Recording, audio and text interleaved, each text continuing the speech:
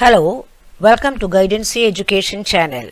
We are continuing Chapter 1 Solids under Class 12 Chemistry. In this video, we are going to discuss location of voids.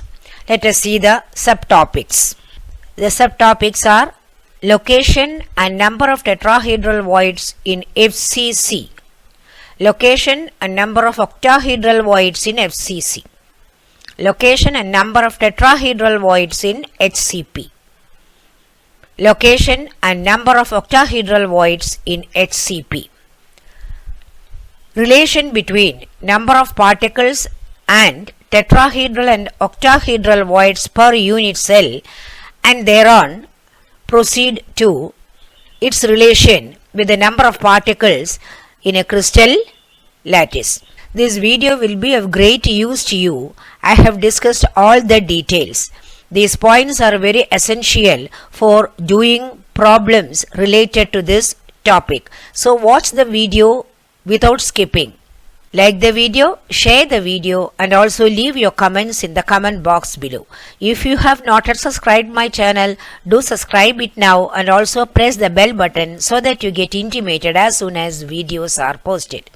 Thank you very much. First, we will take up tetrahedral voids in FCC, otherwise called CCP, that is face-centered cubical lattice. I have already posted a video on crystal lattice and close packing in 3 dimensions. Click the I button to watch that video if you have not watched it yet. Okay. This is the FCC unit cell with face-centered particles on all the 6 faces. The coordination number of FCC unit cell is 12 and the number of particles is only 4.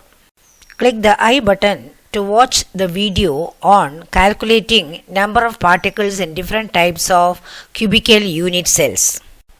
In FCC, total number of tetrahedral voids is equal to 8. Now location. This is one body diagonal. This is another body diagonal.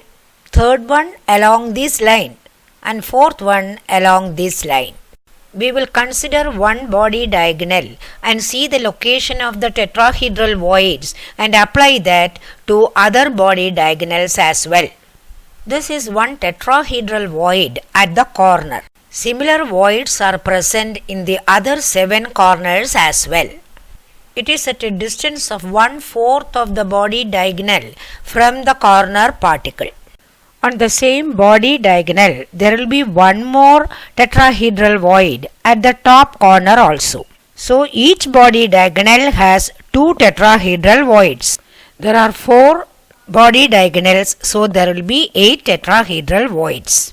The face-centered particle of this face, for this face, and bottom face center, along with this corner particle, form the tetrahedral void. You can visualize for other corners as well. Location is at 1/4 distance from the corner particle along the body diagonal. These voids are not shared by neighboring unit cells. Number of particles of FCC is equal to 4 and the octahedral voids are equal to 8.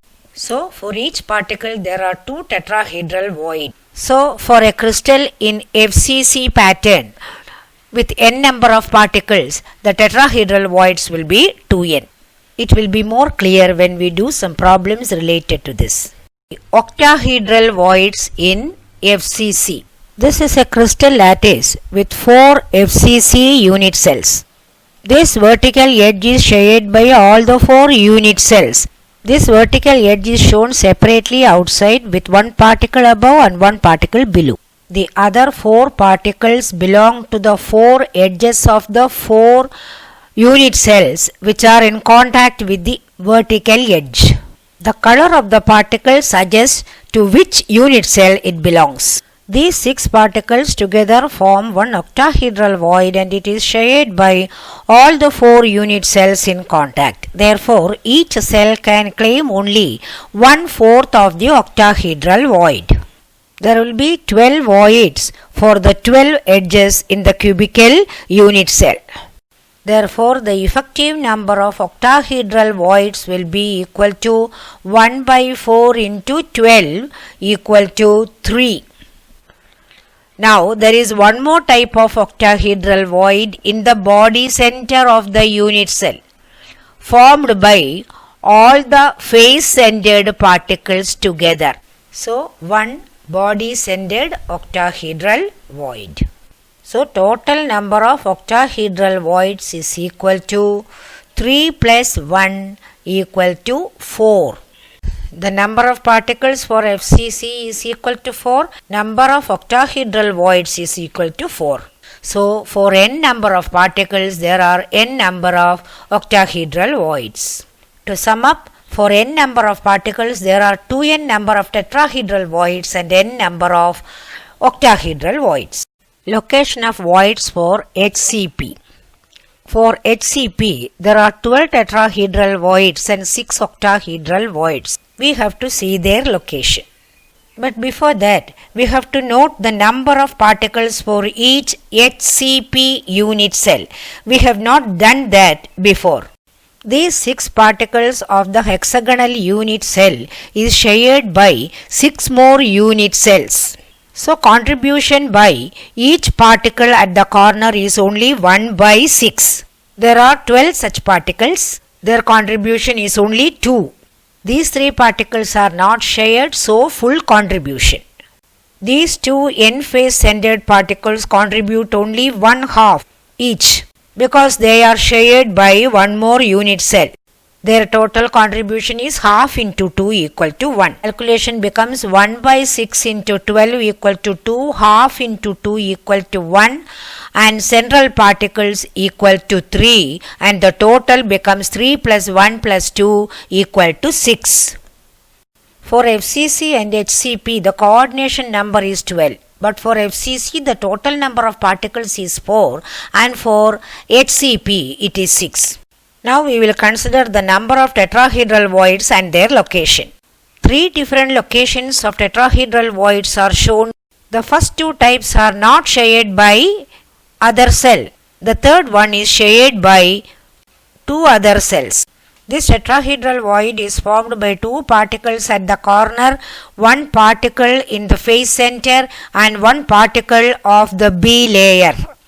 In a similar way, these 2 particles and these 2 particles also will form tetrahedral voids at the bottom. 3 such tetrahedral voids will be formed at the top also. So altogether there will be 6 tetrahedral voids of this type. This is another type. 3 particles of the B layer along with the face-centered particle form one tetrahedral void. A similar one is formed at the bottom portion also. 2 tetrahedral voids of this type are formed. Now the third location. This type is shared by 2 other unit cells. In these 2 cases, it is not shared. This third type of tetrahedral void is lying along the vertical edge of the unit cell. These 2 corner particles, the central face-centered particle and also 1 particle of the B layer together form this tetrahedral void.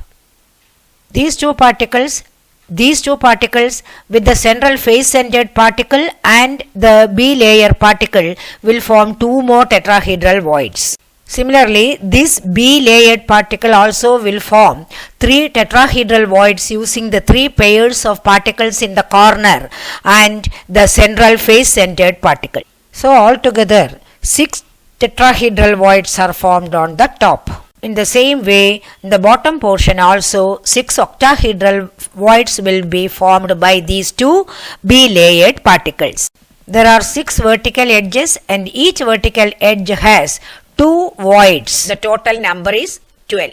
As these voids are shared by 2 more unit cells, their effective number becomes 1 by 3 into 12 equal to 4.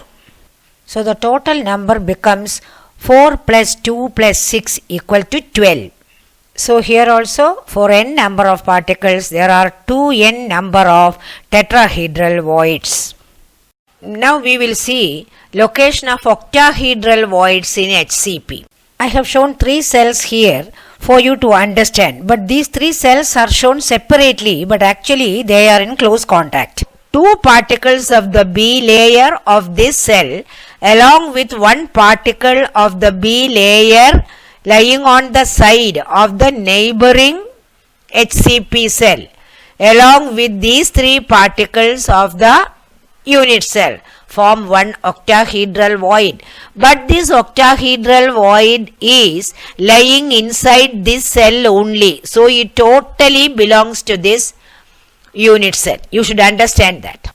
This B layered particle will be used up when the neighboring unit cell forms an octahedral void inside it.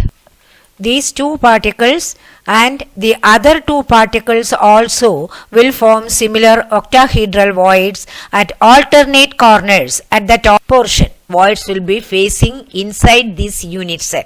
There will be 3 octahedral voids formed at the bottom also. So altogether there will be 6 octahedral voids. Coordination number is 12 but number of particles is 6 and there are 6 octahedral voids. So for n particles there are n number of octahedral voids. So the general formula for calculating octahedral and tetrahedral voids is for n particles there are 2n tetrahedral voids and n octahedral voids.